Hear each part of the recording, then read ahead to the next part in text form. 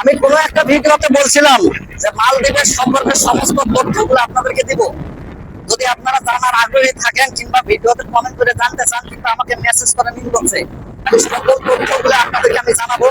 আসলে মালদ্বীপ সম্পর্ক কি এবং আসলে কেমন হবে না আসলে কেমন হবে আমি কিন্তু প্রতিনিয়ত বলে থাকি, প্রত্যেকটা ভিডিওতে বলে থাকি যারা মালদ্বীপ আসার জন্য আগ্রহী, ঠিক আছে, তো দেখার জন্য আসার জন্য আগ্রহী এই ভিডিওগুলোতে আপনারা জানার চেষ্টা করবেন। হ্যাঁ, এখানে আসলে কি হবে না আসলে কি হবে। এই এলাকাটা হচ্ছে পর্যটক এলাকা, কথা বলছেন, এই যে দেখতে পাচ্ছেন পর্যটক এলাকা। তো আমরা প্রায় আমার ভিডিওতে এই জায়গার সিনারিটা দেখেন, আমরা প্রতি শুক্রবার করে আসি ভিডিও করার জন্য। আসলে সময় পাই না, কাজের ফাঁকে ফাঁকে যতদূর সম্ভব ততদূর ভিডিও গুলো বানাই। তো ভাই একটা কথা অনুরোধ করব, যে কোনো কাজের বিষয়ে যদি আপনারা আসেন ওই কাজটা জানেন কি না। কাজের বিষয় আসলে বাংলাদেশের কাজের সাথে এই দেশের কাজের কিন্তু কোনো মিল হয় না, ঠিক আছে।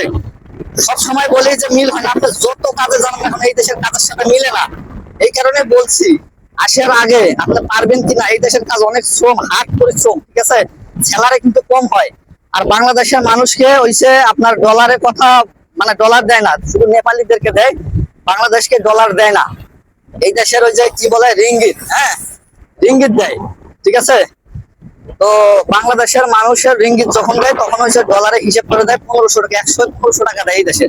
তাতে করে আমাদের অনেক টাকা লস হয়ে যায়, ঠিক আছে। যারাই আসবেন ডলার কন্ট্যাক্ট করে আসবেন যে আমি ডলার নিব, আমার ডলার দিতে হবে, তাহলে আপনার কিন্তু লাভ হবে। স্যালারি আপনার 300 যদি ধরে তারপরে একটা ভালো রেট পাবেন। আর যদি আপনার $350 ধরে এই দেশে যদি টাকা দেয় তাহলে কিন্তু আপনার 300 টাকার বেশি মানে $300 বেশি পাবেন না, ঠিক আছে। তাই অনুরোধ করবো আসার আগে চুক্তিপত্র করে আসবেন, চুক্তিগুলো দেখে আসবেন, কনফার্ম হয় তারপরে আসবেন।